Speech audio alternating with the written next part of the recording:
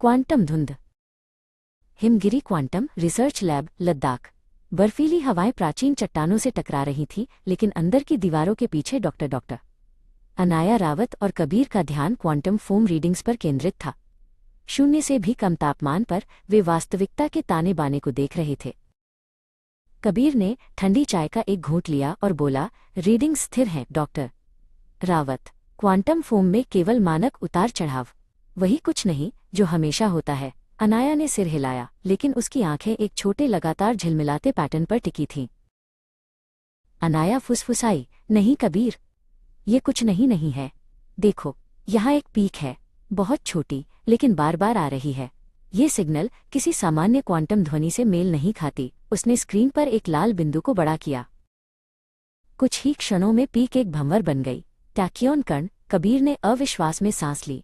वे subatomic particles जो प्रकाश की गति से भी तेज यात्रा करते हैं, उनका यहाँ क्या काम? अनाया ने डर से देखा।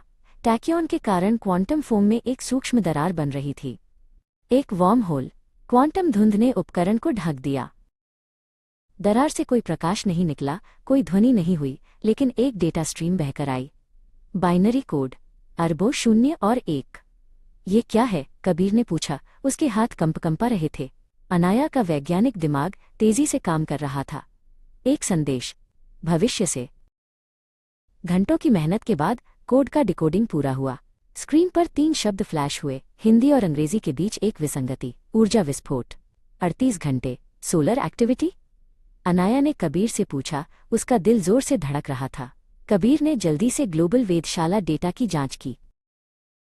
हाँ, कबीर ने भयानक स्वर में कहा, बड़ी सोलर फ्लेयर आ रही है, लेकिन इतना विनाशकारी ऊर्जा विस्फोट, हमारे अनुमानों से कई गुना बड़ा।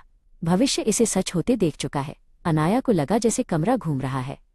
38 घंटे, दुनिया को बचाने के लिए 38 घंटे। हम इसे रोक नहीं सकते, अनाया ने कहा। पृथ्वी पर हमारे पास कोई ऐसा बल नहीं है जो सूर्य के क्रोध को शांत कर सके। हमें इस वर्महोल को बंद करना होगा या स्थिर करना होगा। ये दरार ही हमारी सबसे बड़ी कमजोरी है। कबीर ने क्वांटम स्टेबलाइजर मॉड्यूल की ओर इशारा किया। हमारे पास प्रोजेक्ट शील्ड के लिए प्रोटोटाइप है, लेकिन यह कभी इतने बड़े पैमाने पर सक्रिय नहीं किया गया।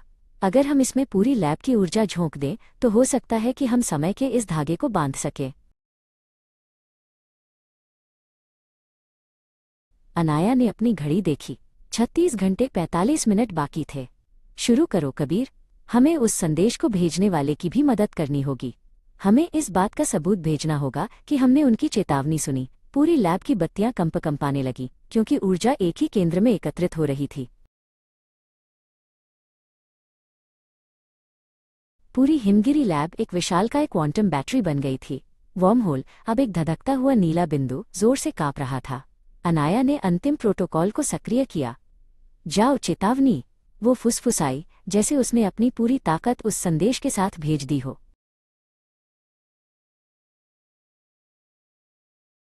38 घंटे पूरे होने में सिर्फ 3 सेकंड बाकी थे। एक तीव्र सफेद फ्लैश ने लैब को भर दिया, जिसके बाद एक अजीब संपूर्ण चुप्पी छा गई। क्या उन्होंने वर्महोल को स्थिर कर दिया? क्या भविष्य बदल गया? क्वांटम धुंध धीरे धीरे छट गई और रीडिंग शून्य पर स्थिर हो गई। अनाया और कबीर केवल इंतजार कर सकते थे